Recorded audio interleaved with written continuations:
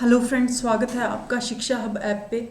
देखिएगा, आज जो हम पढ़ेंगे वो कंप्यूटर शुरू करेंगे। और आप ये लोग देख रहे हो कि ये जो पीडीएफ है ये आपको मतलब थोड़ी रफ लग रही होगी, लेकिन ये जो पीडीएफ है ये बहुत इंपॉर्टेंट है फ्रेंड्स। और मैंने, आप ऐसे लगा लीजिए कि काफ़ी मेहनत की है और इसमें वही डाटा इंक्लूड कर रखा है जो पीछे एचएसएससी एग्ज़ाम्स में पूछ रही है। तो आपको काफ़ी इसमें चीज़ें जो वही मिलेंगी जो एचएसएससी ने पीछे के एग्ज़ाम में पूछा है। आज का जो हमारा चैप्टर रहेगा वो रहेगा सॉफ्टवेयर से रिलेटेड, कंप्यूटर सॉफ्टवेयर। एक होता है हार्डवेयर और एक होता है सॉफ्टवेयर। अब सॉफ्टवेयर क्या होता है? कंप्यूटर के अंदर डली हुई ऐसी चीज़ें जिन्हें हम छू नहीं सकते, जिनको हम टच नहीं कर सकते, वो क्या होता है? सॉफ्टवेयर होता है। यानी यहाँ पे लिख भी रखा है, कंप्यूटर के वे पार्ट जिन्हें हम छू नहीं सकते हैं, ठीक है, जिन्हें हम छू सकते हैं वो तो देखो हार्डवेयर हो गया, और जिन्हें हम छू नहीं सकते हैं उन्हें क्या कहलाते हैं? सॉफ्टवेयर। अब देखिए, यह हार्डवेयर, अगर हार्डवेयर इंजन होता है, अगर हम हार्डवेयर को हम बोलते हैं कि हार्डवेयर जो है वो इंजन की तरह वर्क करता है, तो सॉफ्टवेयर उसका क्या होता है? ईंधन। ईंधन को मतलब हम क्या बोलते हैं? फ्यूल। क्लियर है इतनी बात? यानी अगर हार्डवेयर एक सॉफ्टवेयर है तो उसका ईंधन क्या होगा? उसका फ्यूल का क्या होगा? उसके फ्यूल का काम जो करेगा वो क्या करेगा? सॉफ्टवेयर करेगा। क्लियर है इतनी बात? यानी कंप्यूटर के वे पार्ट जिन्हें हम छू नहीं सकते वो होते हैं सॉफ्टवेयर। तो आज हम सभी के सभी सॉफ्टवेयर की बात करेंगे। और कई बार तो ऐसे होता है, सॉफ्टवेयर का नाम लिखकर आपसे पूछ लेता है कि ये बताइए ये है क्या? सॉफ्टवेयर है, हार्डवेयर है, एक तरीके का वायरस है। तो बच्चों को उनका नाम भी नहीं पता होता है और वो क्वेश्चन जो है वो मिस्टेक कराते हैं। तो यहाँ पे देखिएगा, सॉफ्टवेयर के प्रकार, टाइप्स ऑफ सॉफ्टवेयर की बात करते हैं। तो देखिए, सॉफ्टवेयर के मुख्य 3 प्रकार होते हैं। कितने प्रकार होते हैं? 3 प्रकार। सॉफ्टवेयर के मुख्य कितने प्रकार होते हैं? 3 प्रकार। तो देखिए, जिन भी आपके फ्रेंड सर्कल में जिन भी लोगों ने शिक्षा हब ऐप जो है ये डाउनलोड नहीं की है, तो शिक्षा हब ऐप जो है वो डाउनलोड कर लो। यूट्यूब पे भी वीडियोस देखते हैं बच्चे, लेकिन ऐप नहीं डाउनलोड कर रखी। डिस्क्रिप्शन में आप यूट्यूब की वीडियो होती है और उसके डिस्क्रिप्शन में हमेशा ऐप का लिंक डालते हैं, तो वहाँ से भी आप ऐप को इंस्टॉल कर सकते हो। ठीक है, तो देखिएगा, सॉफ्टवेयर जो है वो मुख्य 3 प्रकार के होते हैं। एक होता है सिस्टम सॉफ्टवेयर, एक एप्लीकेशन सॉफ्टवेयर और एक यूटिलिटी सॉफ्टवेयर। कौन से? System software, application software, utility software. तो कई बार ये सिस्टम के 3 टाइप दे देता है और चौथा कुछ और दे देता है, और वो आपको बोलते हैं कि इनमें से ये बताइए कि सॉफ्टवेयर का टाइप कौन सा नहीं है। क्या दे देता है? इनमें से ये बताइए कि सॉफ्टवेयर का टाइप जो है वो कौन सा नहीं है। तो ये 3 टाइप्स हैं बच्चों। ये तीनों के तीनों टाइप जो है वो किसके हैं? सॉफ्टवेयर के हैं। तो आप बारी बारी से पढ़ेंगे कि इनमें है क्या। तो देखिए, 3 टाइप्स अपन किए हैं। तो सबसे पहले देखिएगा, सिस्टम सॉफ्टवेयर की बात करते हैं। तो सिस्टम सॉफ्टवेयर में के भी आगे 2 पार्ट्स होते हैं। एक होता है ऑपरेटिंग सिस्टम और एक होता है लैंग्वेज ट्रांसलेटर। क्लियर है? आपसे पूछा जाए ऑपरेटिंग सिस्टम किसका पार्ट है, अब कई बार ओएस की फुल फॉर्म भी पूछ लेते हैं। तो ओएस की फुल फॉर्म होती है बेटे ऑपरेटिंग सिस्टम। क्या होती है? Operating system. और उसी तरीके से आपसे पूछा जाए डोज की, जो आपसे पूछा गया था किसके पेपर में? ग्राम सचिव के पेपर में, तो वो होती है disc operating system. Disc operating system. Clear है इतनी बात? तो देखिएगा, 249 रुपए के कोर्स में आपको बहुत अच्छी बातें जो हैं वो हम पढ़ा रहे हैं। खासकर अगर 249 रुपए में आपके 9 नंबर बन रहे हैं तो क्या कमी है ना? तो ऑपरेटिंग सिस्टम, लैंग्वेज ट्रांसलेटर। तो यहाँ पे देखिएगा, ऑपरेटिंग सिस्टम की बात करें, विंडोज हो गया, कंपाइलर हो गया, ये लैंग्वेज ट्रांसलेटर है। जैसे कि कोई भी लैंग्वेज है उसको, अब बाइनरी लैंग्वेज है, बाइनरी लैंग्वेज को हमारी लैंग्वेज में कन्वर्ट करना है, यानी ह्यूमन की लैंग्वेज में कन्वर्ट करना है जो ह्यूमन अंडरस्टैंड करता है, तो वो कंपाइलर है। अब कंप्यूटर की लैंग्वेज तो बाइनरी ही है, वो बाइनरी लैंग्वेज को हम थोड़ी समझ पाते, हर कोई समझ नहीं सकता ना। हमें तो वही दिखते हैं, ABCDEF इस तरीके की लैंग्वेज दिखती है, या हिंदी में दिखता है। तो उसके पीछे जो कोडिंग कर रखी होती है वो सारी की सारी बाइनरी लैंग्वेज में होती है। ठीक है, तो उसको हमें जो चेंज करके दिखाते होते हैं वो होते हैं लैंग्वेज ट्रांसलेटर, और ये है ऑपरेटिंग सिस्टम। यानी विंडोज आप सुनते हो, विंडोज 7, विंडोज 10, ये सारे के सारे क्या है? विंडोज हैं। यूनिक्स, लाइनेक्स, ये भी क्या है? ऑपरेटिंग सिस्टम का पार्ट है। आपसे पूछा जाएगा यूनिक्स क्या है? ऑपरेटिंग सिस्टम है। लाइनेक्स क्या है? ऑपरेटिंग सिस्टम है। मल्टी होते हैं और ये सिंगल यूजर भी होते हैं। क्लियर है? अब लैंग्वेज ट्रांसलेटर की बात करें तो मैंने आपको बता दिया, जो लैंग्वेज को ट्रांसलेट करते हैं। ठीक है, high level language to low level language, low level language to high level language, है ना? इन सभी को जो ट्रांसलेट करते हैं वो क्या होते हैं, लैंग्वेज ट्रांसलेटर होते हैं। आगे आगे हम लैंग्वेज के बारे में पढ़ेंगे तो वहां पे भी इनका जिक्र होगा जो आपको काफी मदद करेगा एग्जाम में। तो यहाँ पे देखिएगा कंपाइलर हो गया, असेंबलर हो गया, इंटरप्रेटर हो गया, ये थ्री टाइप्स जो है सिस्टम सॉफ्टवेयर के हैं। सिस्टम सॉफ्टवेयर में भी इनका काम क्या है, लैंग्वेज ट्रांसलेशन का। क्लियर है। उसके बाद नेक्स्ट है जी एप्लीकेशन सॉफ्टवेयर की बात करें तो जैसे कि वर्ड प्रोसेसर हो गया, स्प्रेडशीट हो गया जिन पे आप काम करते हो, डाटाबेस हो गया, अकाउंटिंग हो गया, पेज मेकर हो गए, कोरल ड्रा हो गए, ये सारे के सारे जी एप्लीकेशन सॉफ्टवेयर के पार्ट है। यानी ये सॉफ्टवेयर की क्या है, एक तरीके से एप्लीकेशन है। क्या है, एप्लीकेशन। वर्ड प्रोसेसर हो गया, स्प्रेडशीट हो गया ना, इस तरीके से डाटाबेस हो गया, अकाउंटिंग हो गया, पेज मेकर हो गया, कोरल ड्रा हो गया, ये सारी की सारी क्या है जी, एप्लीकेशन सॉफ्टवेयर है। अब बात करेंगे यूटिलिटी सॉफ्टवेयर की, जो थर्ड सॉफ्टवेयर था उसमें देखिए एक तो आता है एंटीवायरस और बैकअप प्रोग्राम। एंटीवायरस और बैकअप प्रोग्राम जो है वो किसके पार्ट हैं, यूटिलिटी सॉफ्टवेयर के हैं। तो देखिएगा सारी की सारी चीजों को आप बहुत अच्छे से करेंगे। उसके बाद देखो सिस्टम सॉफ्टवेयर क्या है।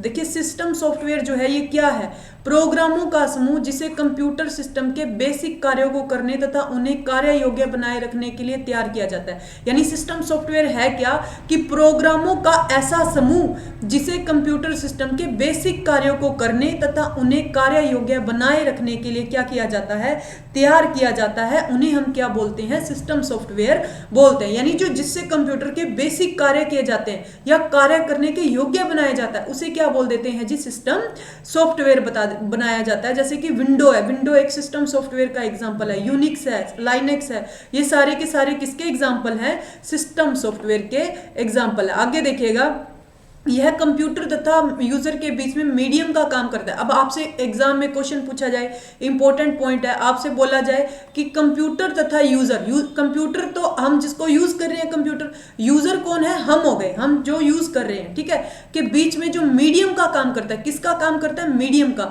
आपसे क्वेश्चन पूछा जाए कि कंप्यूटर तथा यूजर के बीच में मीडियम का काम कौन करता है, तो कंप्यूटर तथा यूजर के बीच में मीडियम का काम कौन करता है जी, मीडियम का काम करता है कौन, आप सही सही बता देंगे, सॉफ्टवेयर। क्लियर है, सिस्टम सॉफ्टवेयर। अब उसके बाद में यह एप्लीकेशन सॉफ्टवेयर के लिए पृष्ठभूमि तैयार करता है। आपसे पूछा जाए एप्लीकेशन सॉफ्टवेयर के लिए पृष्ठभूमि कौन तैयार करता है, यानी बेसिक काम कौन करता है, तो भी क्या हो जाएगा, एप्लीकेशन सॉफ्टवेयर आपका आंसर हो जाएगा। उसके बाद में सिस्टम सॉफ्टवेयर के एग्जांपल देख लीजिए, जो डोज इसी यही तो आया था ग्राम सचिव के पेपर में, इसकी फुल फॉर्म पूछी गई थी। तो डोज है क्या, नेक्स्ट वाले एग्जाम में आपसे ऐसे पूछ ले डोज है क्या, तो आप बताओगे system software disc operating system, disc operating system. Clear है इतनी बातें। तो कंप्यूटर आज हर एग्जाम के लिए इंपॉर्टेंट हो गया, चाहे वो लैब अटेंडेंट का हो, चाहे वो हरियाणा पुलिस का एग्जाम हो, चाहे वो ग्राम सचिव का हो, चाहे वो पटवारी का हो, चाहे वो सुपरवाइजर का हो, किसी का भी एग्जाम हो सभी में आएगा। हालांकि अभी जो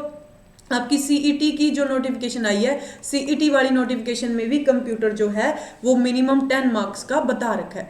अब यहाँ पे देखिएगा विंडोज हो गई, यूनिक्स हो गया, मंकीटोश हो गया, ये सिस्टम सॉफ्टवेयर के क्या है, एग्जाम्पल है। क्या है, अब देखो सिस्टम सॉफ्टवेयर के आगे दो भाग हमने जो पढ़े, एक तो ऑपरेटिंग सिस्टम और एक लैंग्वेज ट्रांसलेटर, इनके बारे में आज हम जिक्र करेंगे। ठीक है, ऑपरेटिंग सिस्टम और लैंग्वेज ट्रांसलेटर। अब देखिए ऑपरेटिंग सिस्टम क्या है, ऑपरेटिंग सिस्टम क्या है, देखिएगा ऑपरेटिंग सिस्टम है यह हार्डवेयर और एप्लीकेशन सॉफ्टवेयर तथा यूजर के बीच में क्या बताता है, संबंध बताता है। ऑपरेटिंग सिस्टम क्या काम करता है, ऑपरेटिंग सिस्टम का काम क्या है कि हार्डवेयर हो गया, हार्डवेयर क्या हो गया, माउस हो गया, कीबोर्ड हो गया, ये सारे के सारे क्या है, हार्डवेयर है। और एप्लीकेशन सॉफ्टवेयर क्या हो गई, जो भी कंप्यूटर की एप्लीकेशन है, चाहे आप एक्सेल पे वर्क कर रहे हैं, एक्सेल जो है वो एप्लीकेशन सॉफ्टवेयर का काम कर रही है, तो इनके बीच में और यूजर के बीच में क्या करता है, संबंध स्थापित करता है। तो आपसे पूछा जाए हार्डवेयर, एप्लीकेशन सॉफ्टवेयर और यूजर जो यूज कर रहा है उसके बीच में संबंध कौन स्थापित करता है, तो आपका सही आंसर जो आएगा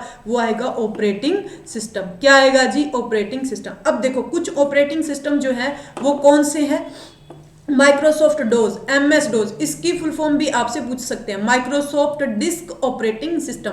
एमएस की क्या आ जाएगी, Microsoft disk operating system. Windows 95, 98, 2000, ME, ठीक है, ME, XP, Windows Vista, Unix, Linux, Xenix आदि, ये सारे के सारे बेटा जी क्या हैं, ऑपरेटिंग सिस्टम के एग्जाम्पल हैं। आप इनमें से कुछ भी पूछा जा सकता है कि बताइए कि ये है क्या चीज, ये है क्या चीज, तो आप बता देंगे कि ये सारी की सारी क्या है, ऑपरेटिंग सिस्टम है। क्या है जी, ऑपरेटिंग सिस्टम के एग्जाम्पल। अब यहाँ पे देखिए यूनिक्स की फुल फॉर्म आपसे पूछी जाए क्या है, तो ये बताइएगा uniplexed information and computing system. Unix की बेटा आपसे फुल फॉर्म पूछी जा सकती है, क्या है, uniplexed information and computing system. Unix की फुल फॉर्म आपसे पूछ ली जाए तो आप आराम से बता दोगे। उसके बाद में देखिएगा टाइप्स ऑफ ऑपरेटिंग सिस्टम की बात करते हैं, तो टाइप्स ऑफ ऑपरेटिंग सिस्टम में क्या क्या हो सकता है। एसटीडी की फुल फॉर्म लिख रखी है, पहले तो आप ये देख लीजिए, एसटीडी की फुल फॉर्म लिख रखी है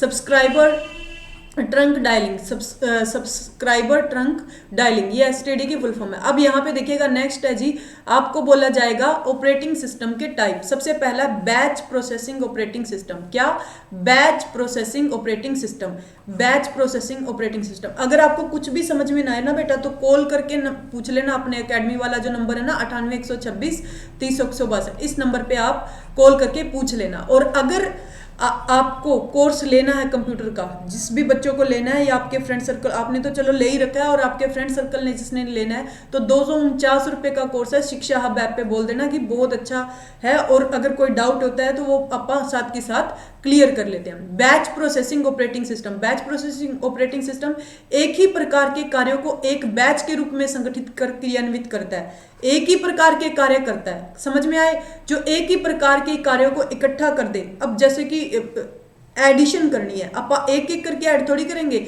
जितने जनों का एडिशन करना है उनको सारों को एक साथ संगठित कर देगा, वो बैच ऑपरेटिंग सिस्टम हो गया। ठीक है, तो कंप्यूटर ये देख लेता है कि इन्होंने क्या करना है, कैलकुलेशन का काम करना है, तो एक सेम टाइप की कैलकुलेशन है तो उनका एक बैच बना देगा और उनको एक साथ क्या कर देगा, एग्जीक्यूट कर देगा। उसे क्या बोलेंगे, बैच ऑपरेटिंग सिस्टम। अब यहाँ पे देखिएगा, इस सिस्टम का प्रयोग ऐसे कार्यों के लिए किया जाता है जिनमें मानवीय हस्तक्षेप की जरूरत नहीं पड़ती, जैसे कि सांख्यिकी विश्लेषण यानी स्टैटिकल एनालिसिस। अब देखो कोई भी बिल प्रिंट करना है, अब बिल प्रिंट अपने आप होके हो जाते हैं, महीने का बिल अपने आप प्रिंट होके आ जाता है, बिजली वाला हो चाहे कोई भी हो। अब पेरोल बनाना, आपसे एग्जाम में पूछा जाएगा कि पेरोल बनाने के लिए किसका प्रयोग किया जाता है, तो आप बता दोगे स्टैटिकल एनालिसिस करने के लिए किसका प्रयोग करते हैं, बिल प्रिंट करने के लिए, तो आप बता दोगे बैच ऑपरेटिंग सिस्टम का। किसका प्रयोग करते हैं बेटा, बैच ऑपरेटिंग सिस्टम का। नेक्स्ट है मल्टी प्रोग्रामिंग ऑपरेटिंग सिस्टम। क्या, मल्टी प्रोग्रामिंग ऑपरेटिंग सिस्टम। इस प्रकार के सिस्टम में एक साथ कई कार्यों को संपादित किया जा सकता है। इस प्रकार के कार्यों में क्या होता है कि कई प्रकार के एक साथ कई कार्यों को क्या किया जाता है जी, संपादित किया जाता है। समझ गए इतनी बात। नेक्स्ट है जी time sharing operating system. Next है टाइम शेयरिंग ऑपरेटिंग सिस्टम। ये सारे के सारे टाइप है ऑपरेटिंग सिस्टम के, इनको याद रखना। आपसे एग्जाम में ऐसे भी पूछ सकते हैं कि इनमें से ये बताइए कि ऑपरेटिंग सिस्टम का टाइप कौन सा नहीं है या कौन सा है। तो यहाँ पे देखिएगा टाइम शेयरिंग ऑपरेटिंग सिस्टम जो है वो क्या होता है, इस ऑपरेटिंग सिस्टम में एक साथ कई यूजर कार्य कर सकते हैं, जिसे टर्मिनल कहते हैं। क्या बोलते हैं, टर्मिनल। अब ये वर्ड जो है वो इंपॉर्टेंट हो गया। कैसे इंपॉर्टेंट हो गया, आपको बोला जाएगा कि एक ही ऑपरेटिंग सिस्टम पे कई सारे यूजर कार्य करते हैं, जिसे हम क्या बोल देते हैं, पेपर में ऑप्शन मिलेगा टर्मिनल, तो आंसर आपका क्या हो जाएगा, टर्मिनल बोल देते हैं। समझ में आ गया बेटा। उसके बाद लिखिएगा प्रत्येक उपयोगकर्ता जो है को संसाधनों के साझा उपयोग के लिए कुछ समय दिया जाता है। मतलब प्रत्येक उपयोगकर्ता जो है उनको मतलब संसाधनों के साझा उपयोग के लिए कुछ समय दिया जाता है, इस जिसे क्या बोलते हैं, टाइम स्लाइस। अब ये टर्म भी इंपॉर्टेंट, आपसे बोला जाए कि प्रत्येक उपयोगकर्ता को संसाधनों के साझा उपयोग के लिए क्या दिया जाए, टाइम दिया जाए।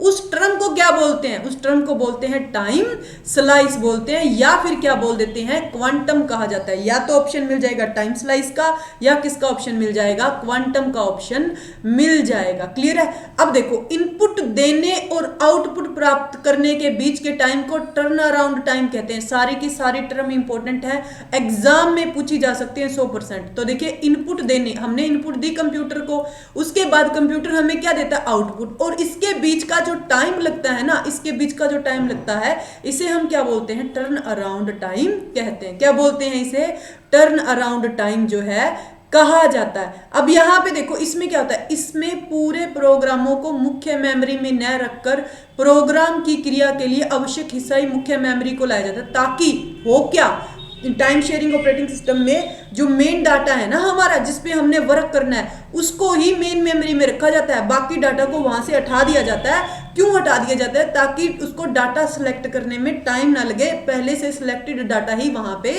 पड़ा हो। समझ रहे हो इस बात को? तो कि इसमें पूरे प्रोग्रामों को मुख्य मेमोरी में न रखकर प्रोग्राम की क्रिया के लिए आवश्यक हिस्सा ही कहाँ रखा जाता है? मेन मेमोरी में लाया जाता है। इस प्रक्रिया को क्या बोलते हैं? फिर इस प्रक्रिया को बोलते हैं स्वैपिंग।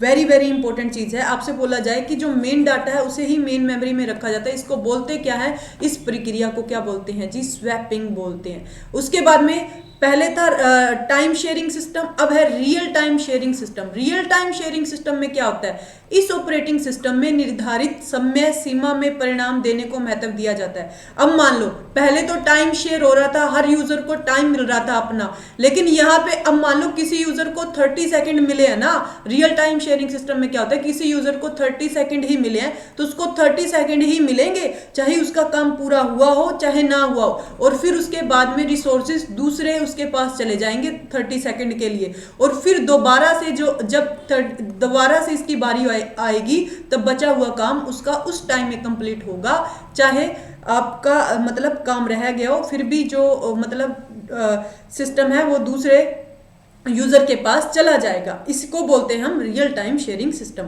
तो इसमें एक प्रोग्राम के परिणाम को दूसरे प्रोग्राम में इनपुट डाटा के रूप में किया जाता है। अब एक प्रोग्राम है, इसका परिणाम जो है दूसरे के इनपुट डाटा के रूप में यूज होगा, इस तरीके से इसको यूज किया जाता है। तो ये सारे के सारे इंपॉर्टेंट चीजें हैं, इसको आप याद रखना। नेक्स्ट है सिंगल ऑपरेटिंग सिस्टम। अब ये सिंगल ऑपरेटिंग सिस्टम है, पर्सनल कंप्यूटर के विकास के लिए जरूरी था, इसीलिए इसको लाया गया। ठीक है, उसके बाद में सेकंड जो चीज थी वो क्या थी? हमारी लैंग्वेज ट्रांसलेटर।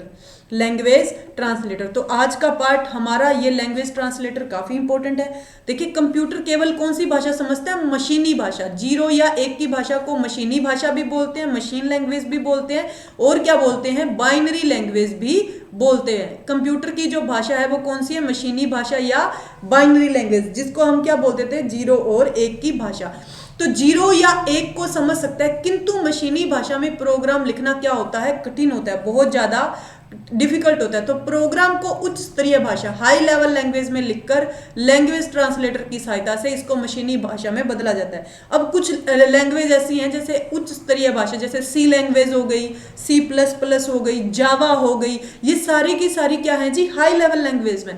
कोई भी प्रोग्राम जो बनाया जाता है ना वो इस लैंग्वेज में बनाया जाता है। जैसे कंप्यूटर की कोई भी एप्लीकेशन है वो डिजाइन की जाती है, वो जावा में की जाती है। ठीक है, उसको जावा में डिजाइन कर लिया। अब कंप्यूटर को समझाना है उस लैंग्वेज, कंप्यूटर जावा तो नहीं समझेगा, कंप्यूटर कौन सी लैंग्वेज समझेगा? लो level language. Low level language में क्या आती है? मशीन लैंग्वेज या बाइनरी लैंग्वेज।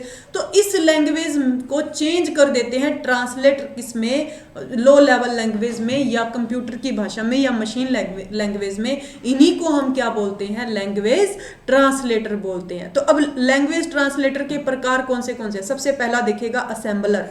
कौन सा है जी? असेंबलर। ये असेंबलर क्या करता है? असेंबली भाषा को किस में चेंज करता है? मशीनी भाषा में चेंज करता है। असेंबली भाषा को किस में चेंज करता है? मशीनी भाषा में चेंज करता है। क्लियर है? उसके बाद में नेक्स्ट है कंपाइलर। हाई लेवल लैंग्वेज जो को मशीन लैंग्वेज में बदलता है। हाई लेवल लैंग्वेज को किस में बदलता है? मशीन लैंग्वेज में बदलता है। यह पूरे प्रोग्राम को एक ही बार में अनुवादित करता है, यानी कंप्लीट प्रोग्राम बनाया उसको एक ही बार में चेंज कर देता है। ठीक है, तथा प्रोग्राम की सभी गलतियों को उनके क्रम से एक साथ सूचित कर देता है। मान लो अगर कोई मिस्टेक है तो एक ही बार में अपने को नोटिफाई कर देगा कि हाँ जी आपने ये गलतियां की हैं। उसके बाद देखिएगा इंटरप्रेटर। इंटरप्रेटर का क्या काम है? यह कंपाइलर की तरह हाई लेवल लैंग्वेज को ट्रांसलेट करता है। किसकी तरह? कंपाइलर की तरह हाई लेवल लैंग्वेज को क्या करता है? ट्रांसलेट। यह सोर्स प्रोग्राम की एक लाइन को मशीनी भाषा में अनुवाद करता है। तो ये सारी चीजें इंपॉर्टेंट है। आपसे पूछा जाएगा पूरे प्रोग्राम को एक ही बार में कौन चेंज कर देता है? लाइन बाय लाइन कौन करता है? तो कौन करता है? लाइन बाय लाइन कौन करेगा? कौन सा ट्रांसलेटर करेगा? हमारा इंटरप्रेटर। समझ गए इस बात को? तथा दूसरी लाइन का अनुवाद करने से पहले पिछली लाइन को क्या कर देता है? प्रोसेस कर देता है। तो लाइन बाय लाइन आपसे पूछा जा सकता है तो आप बता दो इंटरप्रेटर। और अगर आपसे पूछा जाए पूरे प्रोग्राम को कौन चेंज कर देता है तो आपका आंसर क्या आ जाएगा? कंपाइलर। समझ गए इस बात को? ठीक है, नेक्स्ट है आपका नोट ये नोट डालकर कुछ लिख रखा है मैंने, उसको बहुत अच्छे से पढ़िए आप लोग। क्या लिख रखा है कि फर्मवेयर एक तरह का सॉफ्टवेयर है। फर्मवेयर क्या है? एक तरह का सॉफ्टवेयर है जो हार्डवेयर के बदले प्रयुक्त होता है। किसके बदले? हार्डवेयर के बदले प्रयुक्त होता है तथा रोम में रखा जाता है। कहां पे रखा जाता है? रोम में रखा जाता है। मतलब ज्यादा हार्डवेयर को यूज ना करना पड़े, इसीलिए फर्मवेयर एक प्रकार का सॉफ्टवेयर है जो हार्डवेयर के, आपसे पूछा जाए ऐसे सॉफ्टवेयर का नाम बताइए जो हार्डवेयर के बदले प्रयोग में लाया जाता है, तो आपका आंसर क्या आ जाएगा? फर्मवेयर आ जाएगा। ठीक है, अब यहां पे देखो, गुणा के लिए अलग अलग हार्डवेयर की बजाय जोड़ के लिए बनाए गए हार्डवेयर को बार बार जोड़ने का ये जो है निर्देश देता है फर्मवेयर। अब मान लो कि गुणा करनी है 30 की, किससे करनी है? 50 से करनी है। नहीं, 30 की किससे करनी है? 50 से गुणा करनी है, मतलब अलग अलग है। अब ये क्या बोलेगा? 30 को 50 बार जोड़ दो, सेम ही बात है। क्लियर है? तो ये गुणा के लिए अलग अलग हार्डवेयर की बजाय क्या करता है? एक ही हार्डवेयर को बार बार जोड़ने का निर्देश दे देता है। क्लियर है? कौन करता है ऐसा काम? फर्मवेयर करता है। क्लियर है इतनी बातें? सम पॉपुलर ऑपरेटिंग सिस्टम, ये बेटा जी हाँ पर कल के लेक्चर में करेंगे। तो आज के लिए जितना भी मैंने करवाया है इसकी पीडीएफ आपको लिंक शिक्षा हब के वो उस पर मिल जाएगी। जो आपकी वीडियो है उसमें वीडियो के लिंक के नीचे दे रखी होगी पीडीएफ, तो इसको आप वहां से डाउनलोड कर लेना। जो भी आज आप शिक्षा हब ऐप पे पढ़ेंगे उसका पीडीएफ जो है वो आपको मिल जाएगा, साथ के साथ डाउनलोड कर लेना, आपको लिखने की जरूरत नहीं पड़ेगी। Thank you so much. तो ज़्यादा से ज़्यादा बताइए बच्चों को कि 249 रुपये का कोर्स हमने परचेज किया है शिक्षा हब ऐप पे, और आप डाउनलोड कर लीजिए, वहाँ पे फ्री वीडियोस भी मिलेंगी। 249 रुपये का कोर्स कोई ज़्यादा महंगा नहीं है। ठीक है, तो 249 रुपये में सारा का सारा कंप्यूटर जो भी 7-8 नंबर का हर एग्जाम में आता है तो वो मैम कवर करवा देंगे। Thank you so much.